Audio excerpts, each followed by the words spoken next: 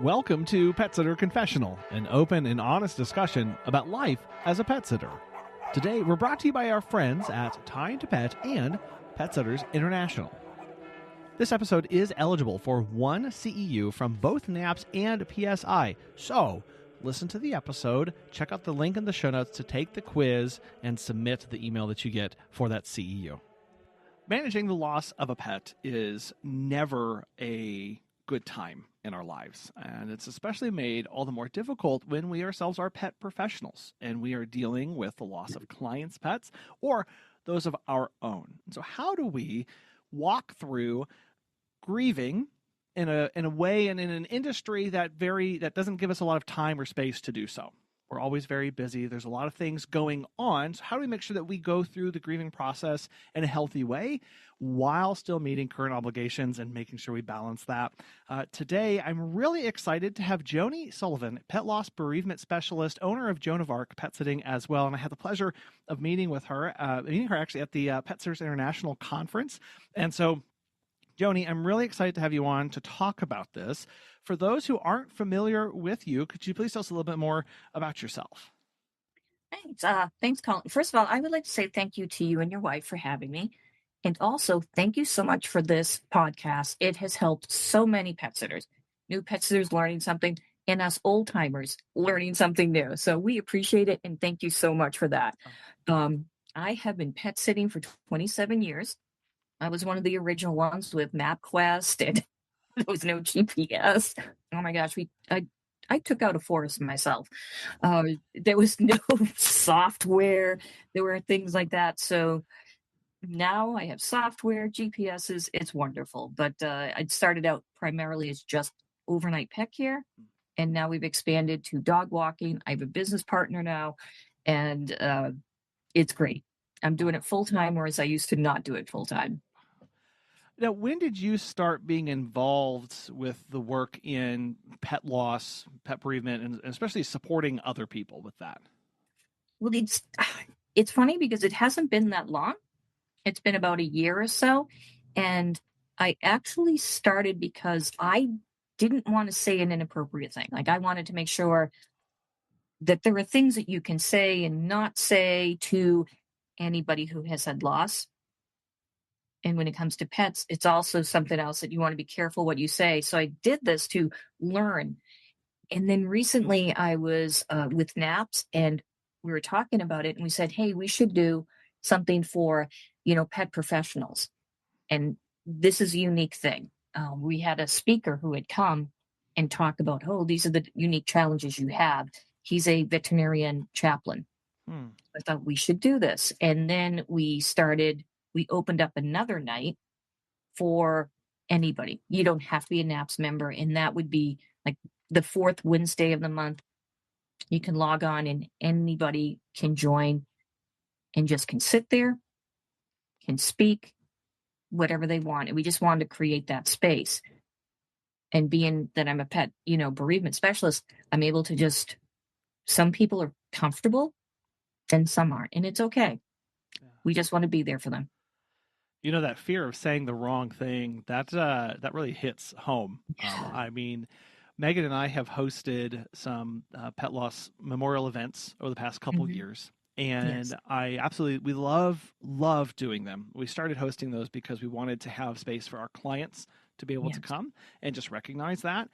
But I'll never forget the first time that I had a client come, and now it's like, it was really real because they're grieving. And I realized that I was wholly inadequate to actually have this conversation, because all of a sudden I was locked up and I was in my head. I was like, well, don't say anything that's too trite, but also don't do, I was doing all the don'ts in my brain, and it became really hard for us to okay, how do we move forward in this conversation with these people? So that I just, when you said, you didn't want to say the wrong thing, I was like, oh my gosh, that's me, all the time.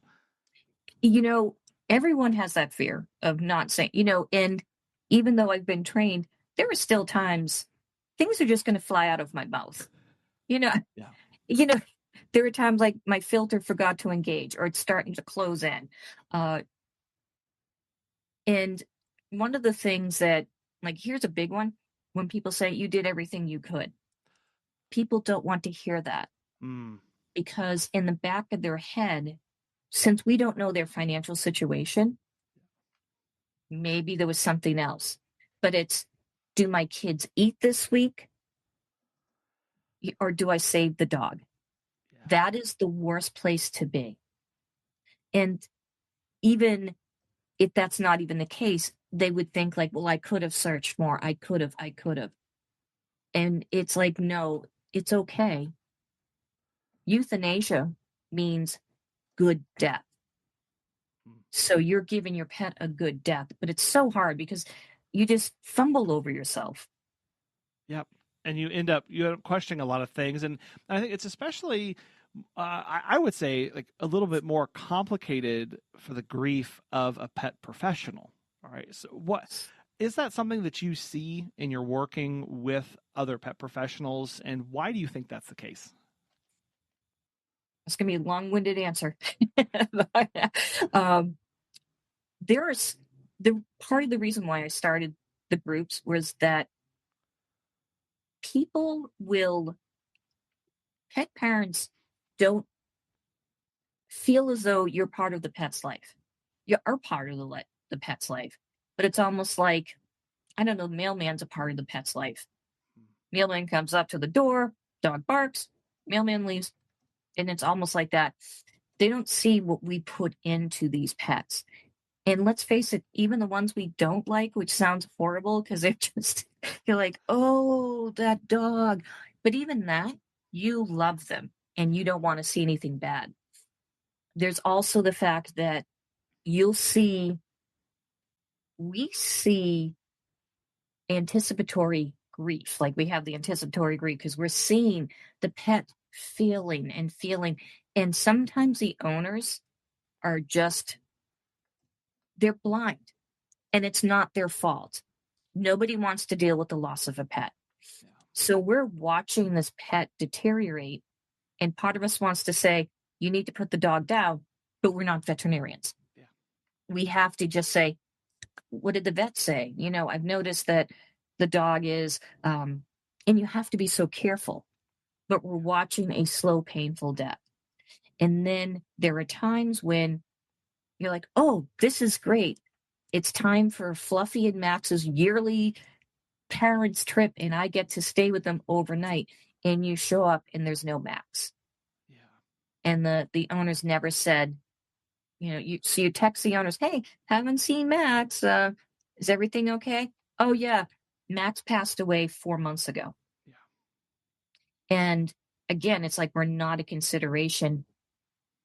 And I had like one client call me up and say, we're putting our dog down tomorrow. Would you like to come and say hi? That was the best gift they could have ever given me. Not everybody does it, but that was the best gift for me. And not to be selfish, but I love that dog. Yeah.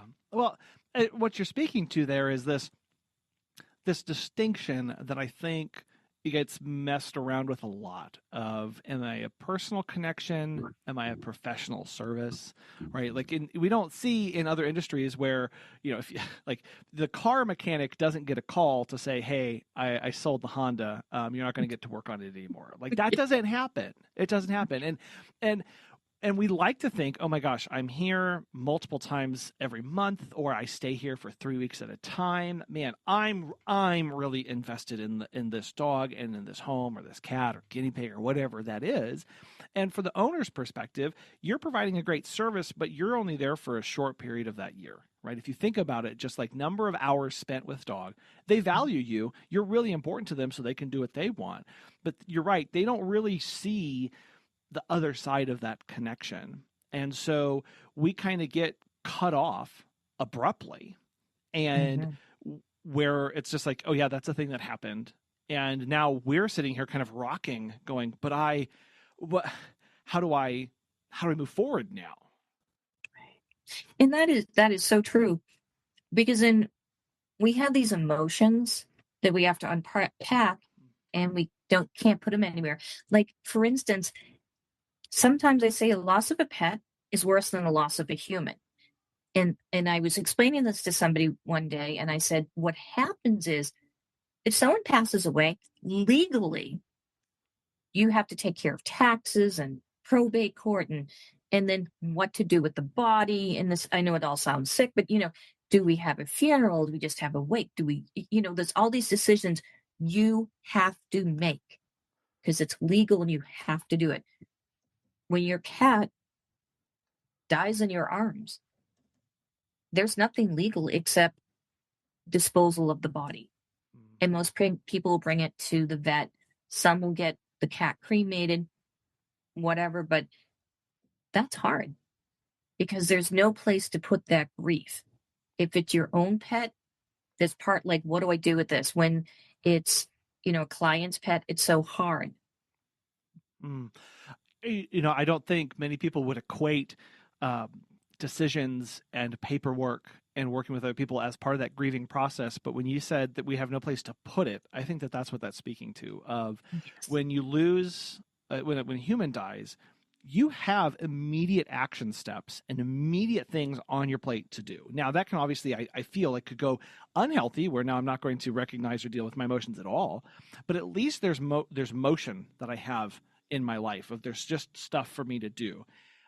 Like, when our dog passed away last year, it was this really really intense thing. There was one decision to make, and then nothing. It was just emptiness the next day, and then we were just kind of kicking around waiting for ashes to return. And then it just felt like all of a sudden all this structure was gone and we were kind of trying to make it up as we went along.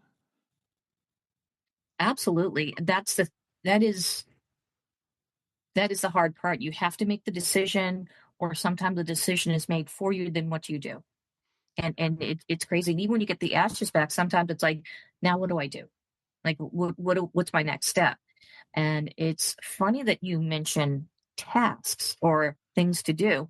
The 7 stages of death, denial, and all. Well, there is a man, William Worden, and what he did is he did a supplemental to that. And he says there are 4 tasks that will help you grieve. So as a pet professional, I think this would be, like it's easier in one sense, but it's not. That as a pet professional, you can do these tasks. If it's not your dog, like not your cat, not your pet, it would be easier. When it becomes your pet, it's like, oh my gosh, I can't just check these boxes. But the 4 steps are accepting the reality your pet is no longer.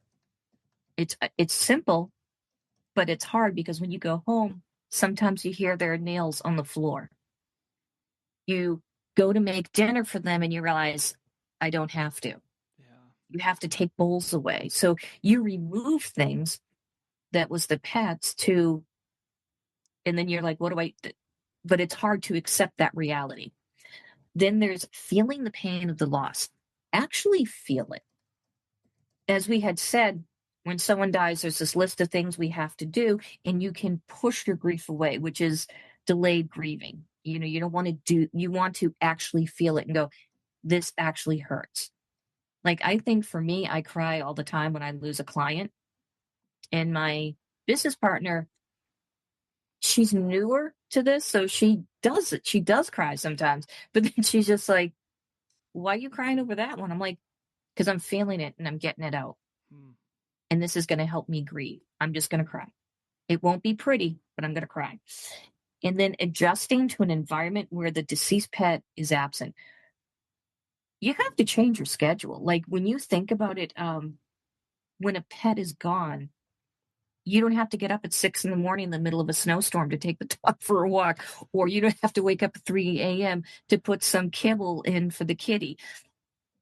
And that's part of it, that for us, that's a little less of that, but you can adjust your schedule to, I don't no longer have to go down that street. You might need to avoid that street for a little while. It might be a shortcut, but whatever helps you grieve and get over that. And then the first one is emotionally invest in other relationships. It's okay to hold off and guard your heart for a while, but eventually you're going to want to love your other pets, your other clients just as much. And by the way, I call pets clients. So we work for them. The owners pay, we work for them. But that's the thing, it's just those 4 tasks. Now, as I say that there are no rules in grief, and it's not lineal.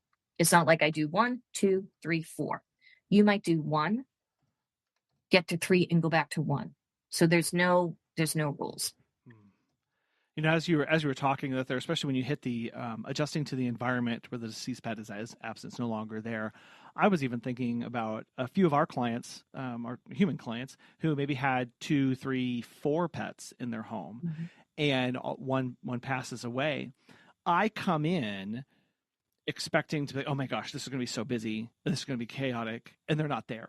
And then all of a sudden, I've got this extra time, and now all of a sudden it's like, oh my gosh, like sometimes that guilt can come in of like, wow, Yes. I was so worried about this, and now I've got this time where I would be doing this with this dog, but I don't have to be preparing their 13 pills or whatever they had or they were dealing with, and now what do I do? And I guess I like that's just one little spot where our time block where we were supposed to be there, all of a sudden we have more time, and then it feels again more empty, because now it's like, well, what do I do with this? I was supposed to be doing XYZ, and it's especially bad again if the client doesn't tell you about that beforehand.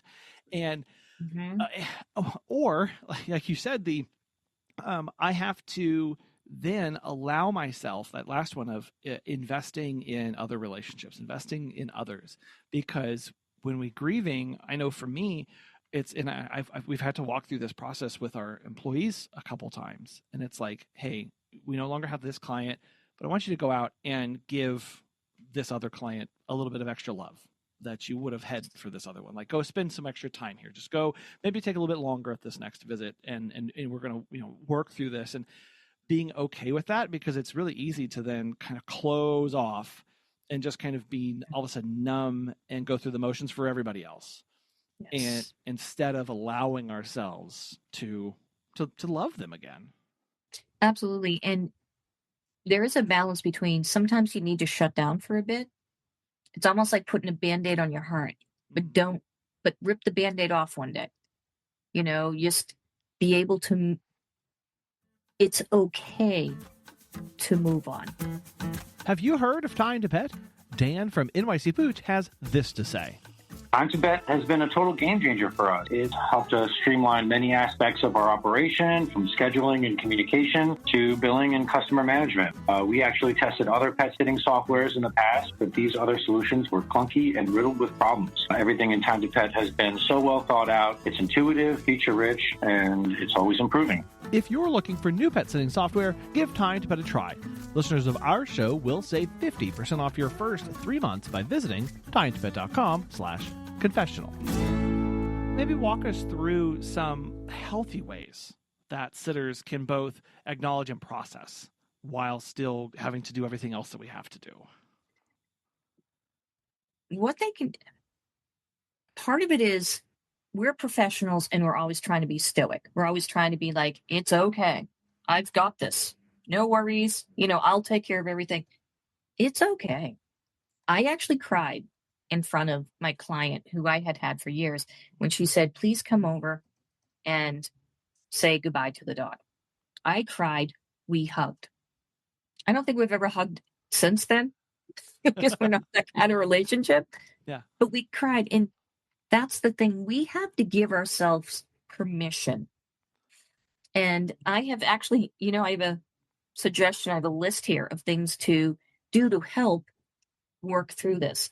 Yeah. One, if you are a writer, get a journal, get a notebook and write. Pour out all your feelings. Put it all out there. Write a letter to the pet. All your feelings, like, I was really upset when you died. It really hurt me a lot. But I still love you. And it's okay to do that because you're not going to give it to the pet, and the pet can't read English anyways. So write all your feelings out there, and it can be scathing, it can be heartfelt, it can be snuggly, which I'm going to miss loving on you. I'm going to miss this. I'm going to miss that. Another thing is you can donate in the pet's memory. You can donate to the breed of the pet, or if it's a mixed breed, to the local shelter. Then you're doing something. You're getting stuff out there, and it's part of I need to do something. Then you can do like a creative expressions, drawing, painting, making a sculpture, write a song. I'm constantly taking other songs and doing the Weird Al thing for all my pets. Sing that song out loud. It's okay. Plant a tree, plant a bush. One of our pet clients passed away, and we gave the owners a bush. We happened to find a white bush, and the poodle was white. There you go. It helped because it showed that they were able to grieve a bit. Put an album together. Especially if it's a favorite pet, do that.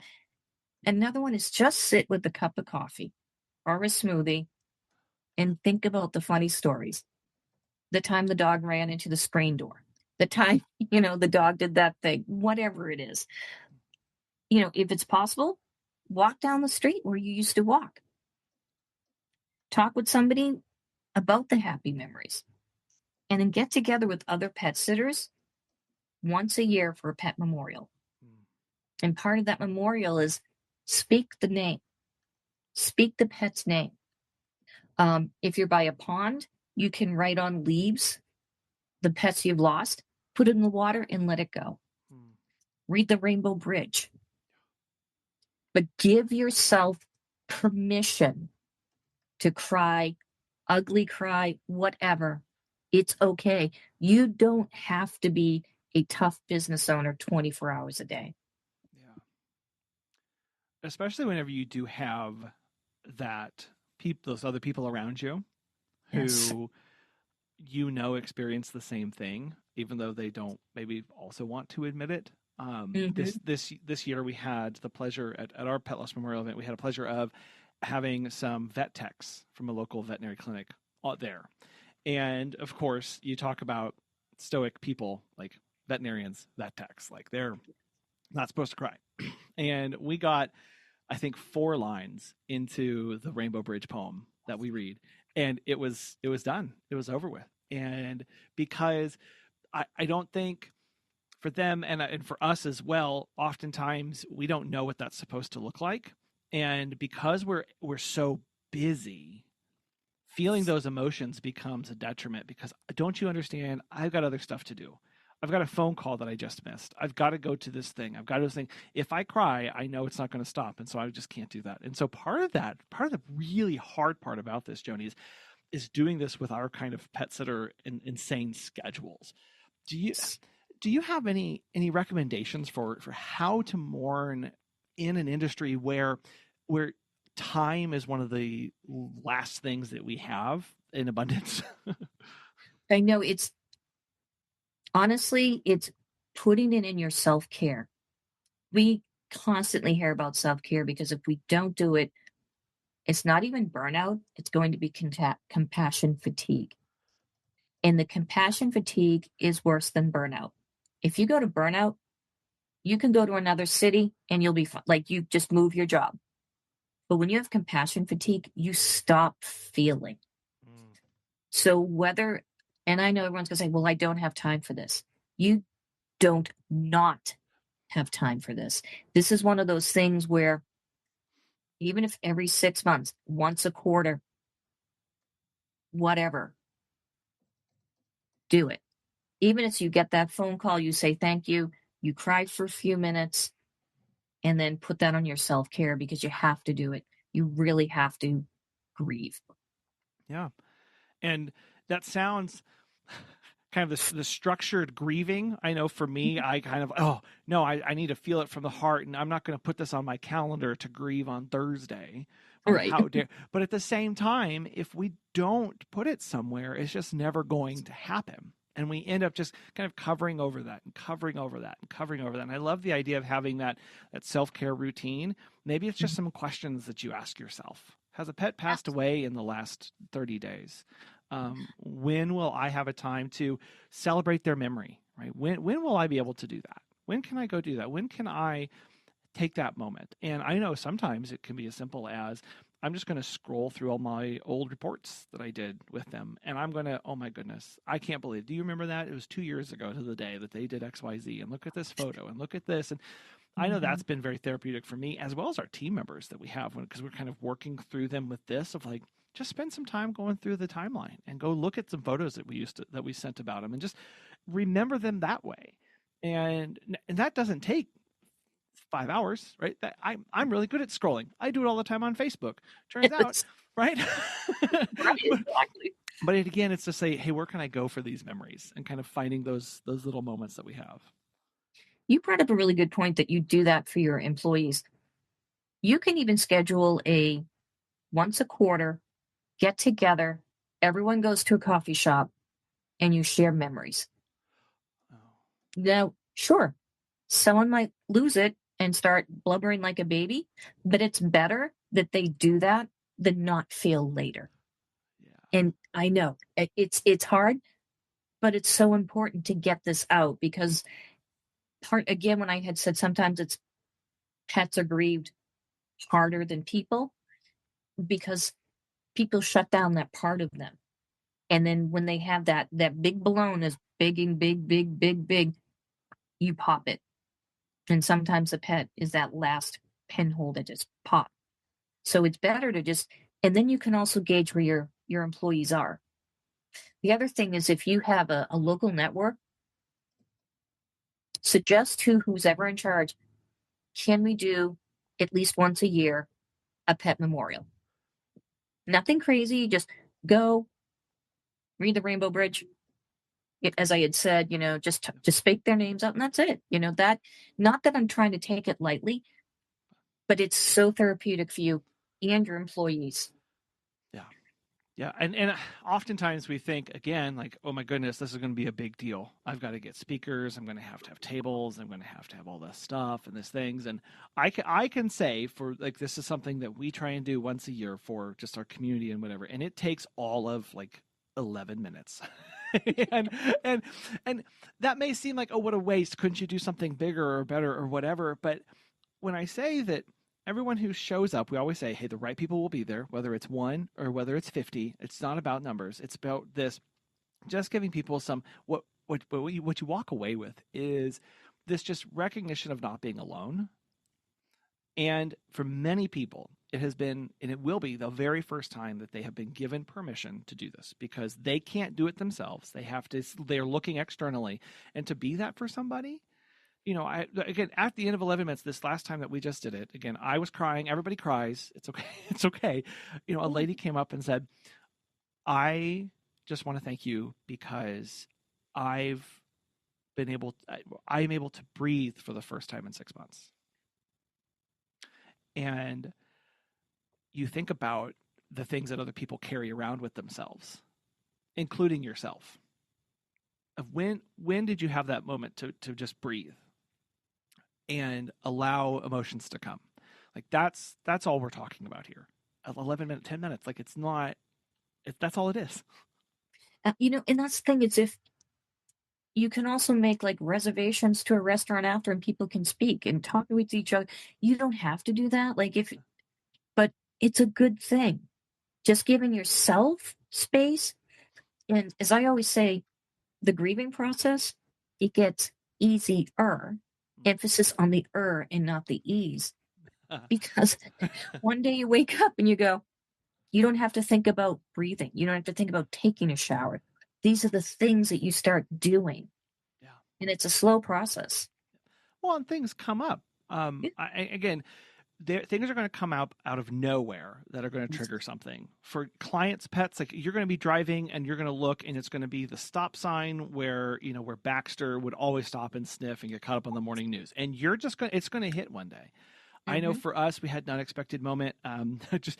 Petsters International announced that they're going to Albuquerque next year. Super exciting.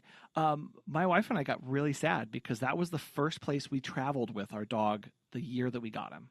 We would stay at a bed and breakfast, and all of a sudden it was like, I wasn't expecting to be crying over an announcement of a city for a conference, but I am now. And recognizing, just saying now, there are going to be moments in the coming years that this is going to happen. And you talked about that, setting the kind of doing something on a year, yearly, annually, building in these rituals of remembrance. And so why is that so powerful? It's powerful because if you 9/11, every year we never forget. We always bring it up. Pearl Harbor. It's set on a year. So I think our minds are geared towards a year, but we can do it more. And if this is something you start, do it more. Do it twice a year. Do it once a quarter. I don't suggest doing it every week, because then it will lose its, I know this sounds horrible, but it'll lose its newness, its freshness, its special thing.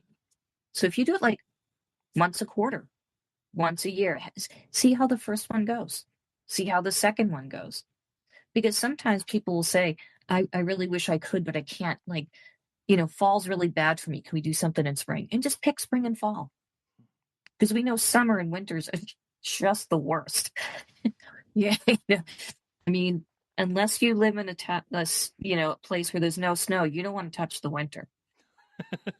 But the nice thing about like the fall is there are leaves falling. You can have people write things, whatever, but it's memorializing once a year makes it special.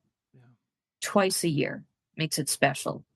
So whatever you feel would be a special thing, keep it at that. Well, and you started off by saying we always bring it up. And I think one of the fears, or one of the things that can happen, is because we get busy, it starts to get buried. And then because it's buried, was it even real? Right? What was the whole point? Like, I kind of forgot about it. And then again, that guilt can circle back around, and oh my gosh, it has been 2 years since, whoever died. And now we go on that cycle. And so just going, no, it's right here. There's time marked out for me to remember and to celebrate them. But I love that. We always bring it up. Because why do we do that? Because it was important. Because they mattered to us. They matter to other people. So it's worth doing that, right? They were worthy of that time. And I think that's really one of the powerful reasons of why we're going to do this on a rhythm, and we're always going to be talking about them, because they were important. They were wonderful. Absolutely. And it's also funny for pet professionals. We think about it that our friends, our family, well, they weren't your dog. They weren't your cat. Yeah, they were. That dog peed on me. That was just as much my dog as any other We're dog. bonded. Get over it, right? He marked me. I was his. Yeah, well, especially whenever you start like, hey, I always do Echo's walk on Thursday mornings. Mm-hmm. I've got time carved out in my schedule. That becomes really special. That's a sacred time that you get to spend with them that their owners don't. And then to go, no, they really meant something, because that was hours and hours and hours, and sometimes days that you get to spend with them over the course of your time with them, and just recognizing that is important there. And we run businesses. A lot of us, we build up a lot of clients.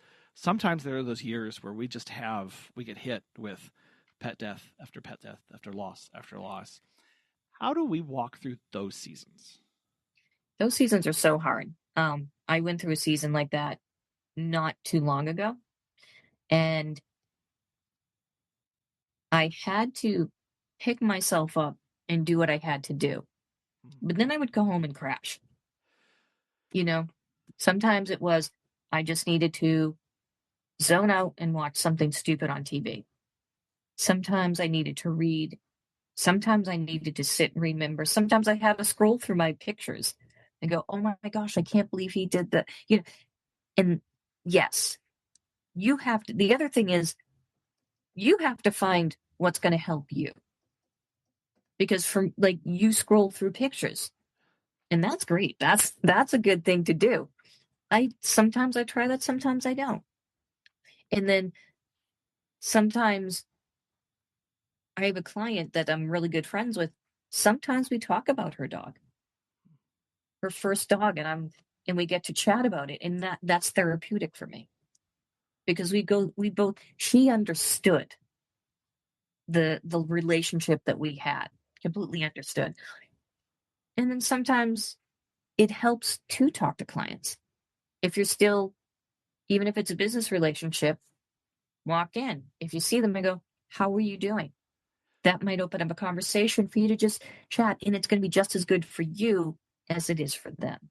Yeah. Well, and you're right. Having those moments to acknowledge, and I think again that's important of like having that outlet of maybe it's something as simple as they've been passed away 2 months ago, and this is your first visit, and you're saying, "Hey, I'm over here. Visit went fantastic. Man, I was really missing Echo at this one, but I made sure to give Baxter a little bit of extra love and attention during my time today, and I look forward to the rest of these." Like, just sometimes, again, just stating. It's like stating the obvious. Like we too often want to say, "Oh, well, I don't want to bring it up because what if, and I don't want to." But like, no, everybody knows the dog's no longer here, the cat's no longer. It's blatantly obvious. It's okay when we express our emotions and feelings about that, because that's a natural response. I also find that, so this might not be politically correct, but America is not really good with emotions. Other countries excel at emotions. Some countries are really good and they let their emotions out. And I think for us, we always want to be stoic. We always want to be, oh, we can't talk about it. I don't want to upset anybody, because we don't. If I said to someone like, oh, if I brought up to you Albuquerque and you started crying, a lot of people like, oh my gosh, what do I do? I just shut up and wait till you have that moment where you can, in a sense, compose yourself. But it's okay. Mm-hmm. If someone busts up, like if a client is standing before you to give you extra directions and then they start crying about their dog, let them cry. Yeah. Hand them a tissue. Emotions are not a bad thing. They just are emotions. Yeah. And I think we're so afraid of them that it's time for us to go, no, it's okay. You just wait. I heard this fantastic story where this person had lost her son, and her friend showed up and said, I have tissues. I can sit there and you can just cry, or I have coffee. We can sit and talk. Your choice. And it was just a simple way of saying, if you need to cry, I'm here. And you need to find someone for yourself as a pet professional. Like, get your network. I have a friend now that if I called up and I just cried on the phone, she would just wait. And when I'm done, she'd be like, are you okay now? Because I would do the same exact thing for her. What do you need? Because she would call me up and talk about random things. And I'm like, oh, she's missing her dog. She's missing her dog. And let's talk about this. And she needed it to get through the day. When she went home, she would cry. But she needed that moment to just, and it's like, so how's Disney World today? Yeah. I live in Massachusetts. It's like, but that's all it would take. And then she would say, okay, thank you. That's all I needed. Hi, this is Megan at Pet Sitters International. We know you're busy as a pet care business owner, and finding quality training options for you or your team may feel like an impossible task. That's why we created PetSit Pro, a monthly online training subscription that gives you a new mini course each month taught by a pet expert. Plus, you can access dozens of past trainings and PSI's staff certificate modules, great for onboarding. We offer affordable plan options whether you're a solo sitter or manage a team. Visit petsit.com/PSC to learn more and get a special promo code. How do we go about finding that community? Because A, I know that this is an awkward thing to walk through and talk to people about. And B, we tend to live very isolated lives. Yes. And so where do you recommend professionals go and talk with other people and find that space? Or, and what's that process like? You can start online. You could, if you're a member of PSI, join their private chat group. If you're a member of NAPT, join their private chat group. Eventually, you're going to get to know people. Like, go to their conferences, meet people in the flesh, and build those bonds. Then, if you have in your local area, by the way, other pet professionals, they are not your competition. They are your colleagues. And I say that because this is a perfect example. Go to that networking group. If no one's running it, run it yourself. You just say, hey, let's get together, find other pet professionals, talk to some of them physically, spread the word. We are going to meet at this place at this time. build those relationships before you need them. And sometimes it's not easy because, you might get into the business right away and go, oh, well, everything's fine. Build them. Get national networking and then get your local networking. And even you might do a state, just get somebody to just build the relationships, sometimes with the local network, by going to groups, by going to the lunches. You'll do yourself a world of good. And I think it's really important to get that phone number for that person, those two people, right? Yes. Because when you need to talk, right, that's when you need to talk, right? You've got to have that connection. Because I think oftentimes, especially in this day and age, it's like, well, I'll just catch you on social media. I'll just catch you on, what's your Facebook? That'll be enough. That's my connection. Boom, I have my connection on Facebook. It's like, no, you need to have that other next level that you can go to somebody when you need those moments. And getting it beforehand, it may sound a little, crass to say, hey, in a year and a half, there might be a client who passes away, and you need to cry on the phone with somebody. Well, I don't want to think about that. I just started my business. What? No. When we talk about building not just like resilient businesses, sure, you need to talk about marketing and branding and SOPs and structures and policies and stuff. But my goodness, what about taking care of yourself?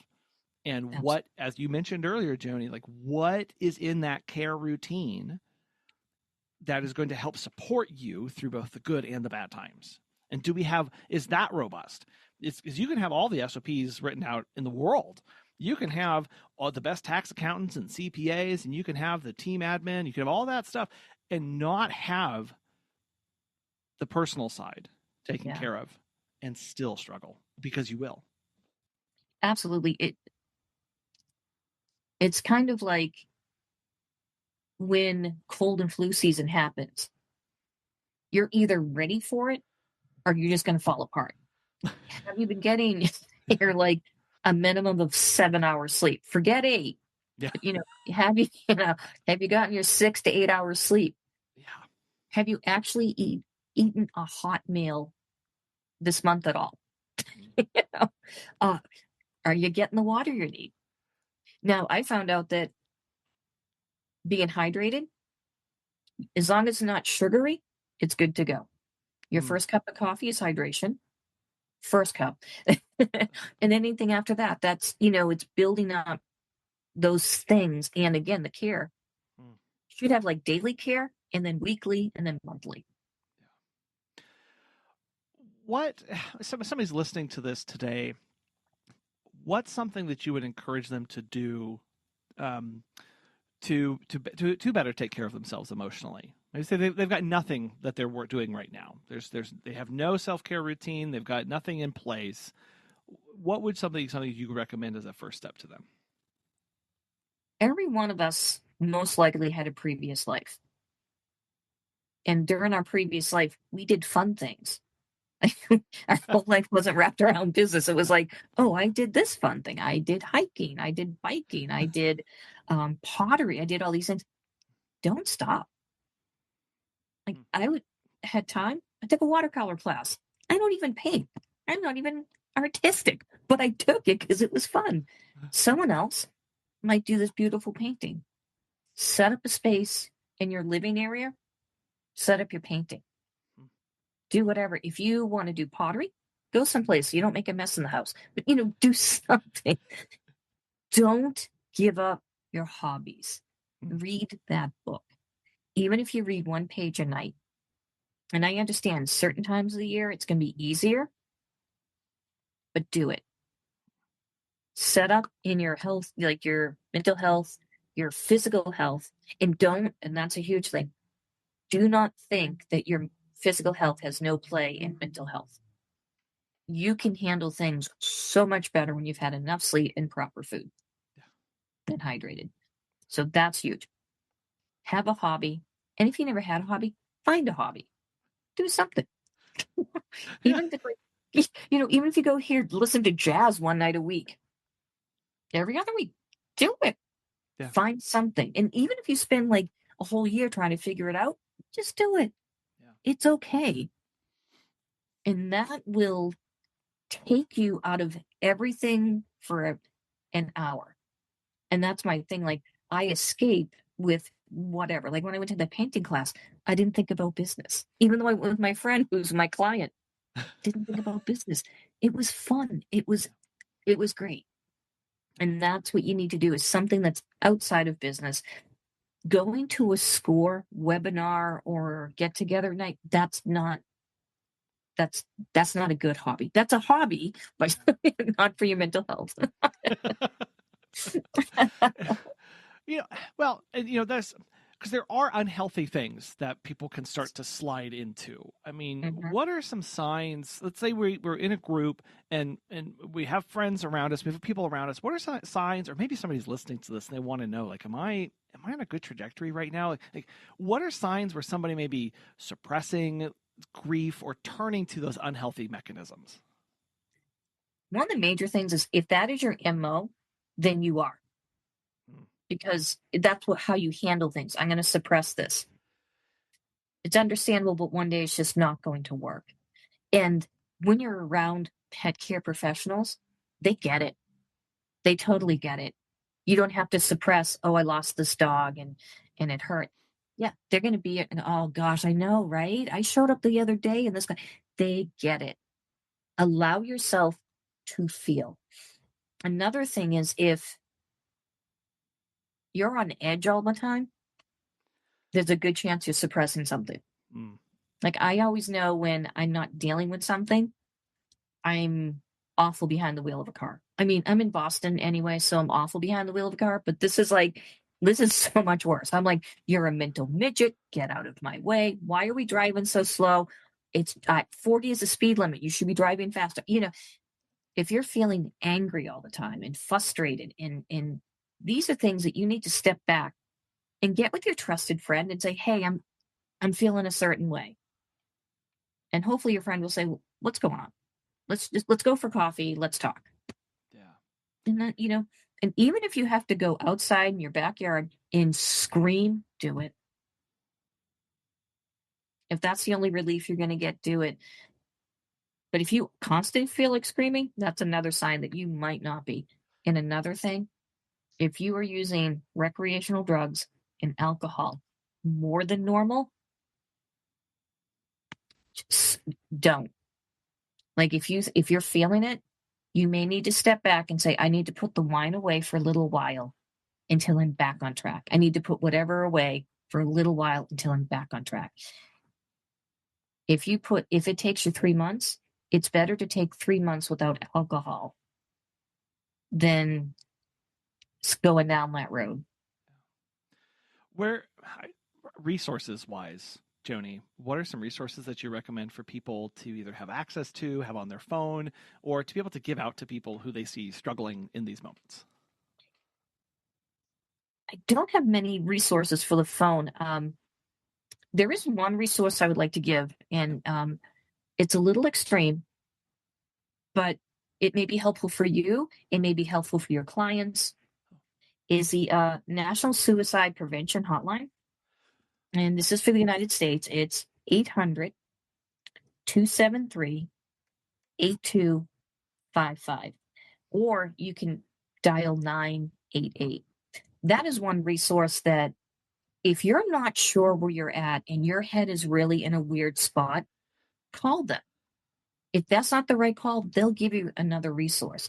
I also know that some states have mental health, like for Massachusetts, if I dial this number, I can either get someone or there's going to be someone there.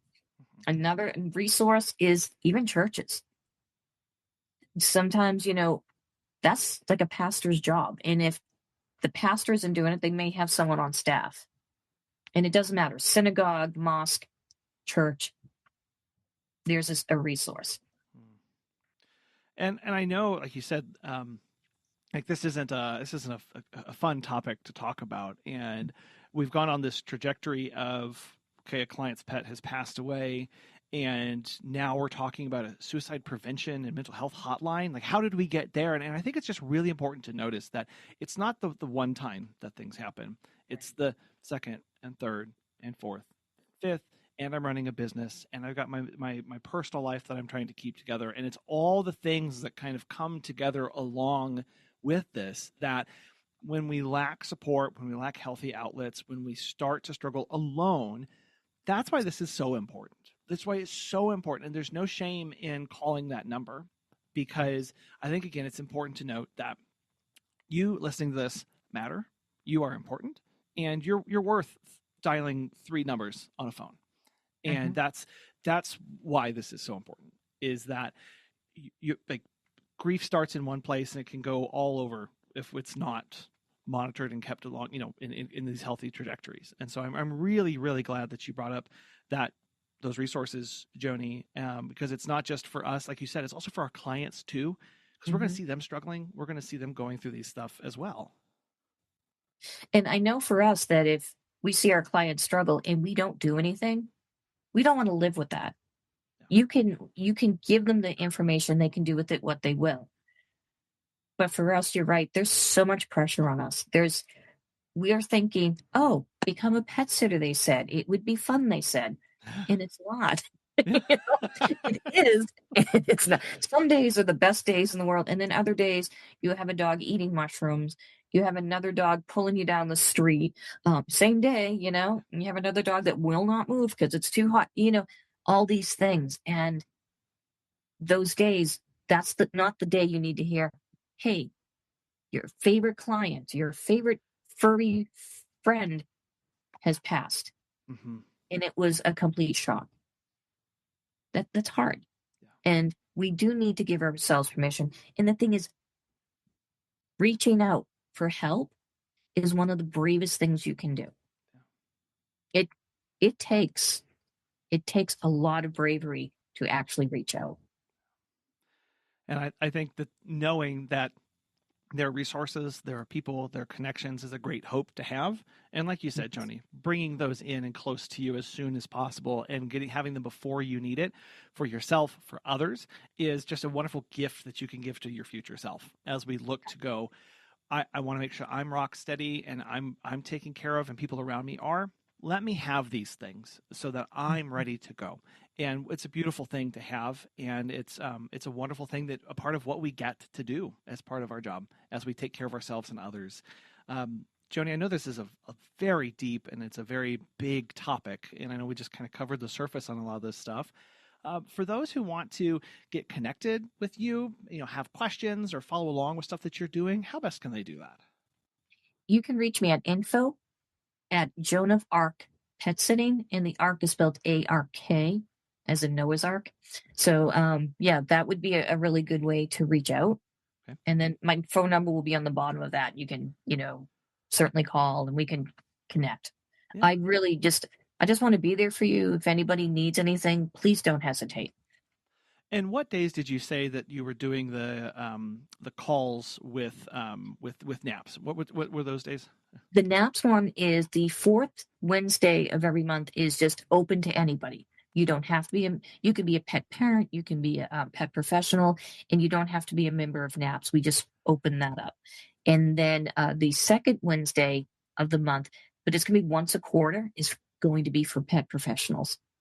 Well, I will have links to those in the show notes, as well as the hotlines. And for our international listeners, I'm going to have some more numbers in the show notes as well for you to have on hand for you or other people in your life. Joni, I can't thank you enough for coming on and talking to us about this topic. It really means so much. And so I'm very appreciative of you today. Thank you for coming on. Thank you so much for having me. Reaching out for help is one of the bravest things that you can do. I am so appreciative of Joni's reminder of that fact, because in pet care, we're taught to stay strong for others, but that strength can sometimes silence our own needs. When we lose a client's pet or even one of our own, it's easy to bury the pain under those busy schedules and all of those appointments. But true bravery isn't pretending we're okay. It's letting someone else hold space for us. Whether that's a trusted friend, a fellow pet sitter, or a support line.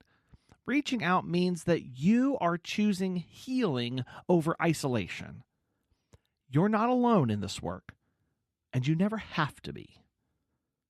Don't forget that this episode is eligible for one CEU. Check out the link in the show notes to learn more.